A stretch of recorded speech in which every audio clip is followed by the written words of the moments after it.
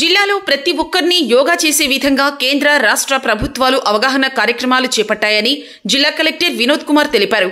యోగాంధ్ర కార్యక్రమంలో భాగంగా ప్రముఖ పర్యాటక ప్రదేశాల్లో నిర్వహిస్తున్న యోగా కార్యక్రమాన్ని ఇవాళ ఉదయం నగర శివారులోని శిల్పారామంలో నిర్వహించారు.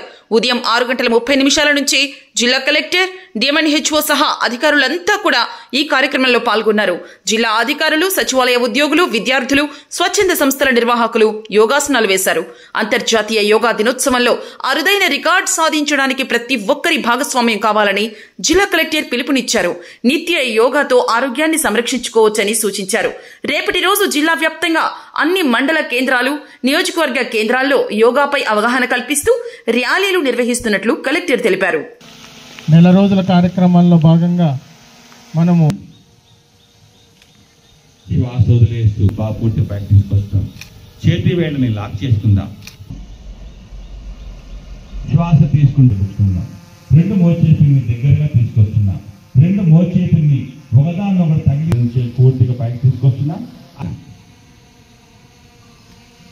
మెడని కుడివైపు ఎడంవైపు వచ్చి 10వ చాప్టర్ నుంచి తీసుకోవడం జరిగింది.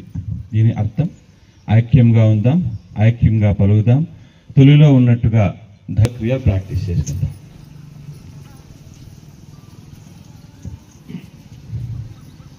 మొదలుగా యోగా ఆంధ్ర యోగా మాస భాగంగా జిల్లాలో ఉన్న 4 ప్రముఖమైన పర్యాటక స్థలాల్లో యోగా కార్యక్రమాన్ని శిల్పారామంలో ఏర్పాటు చేయడం జరిగింది.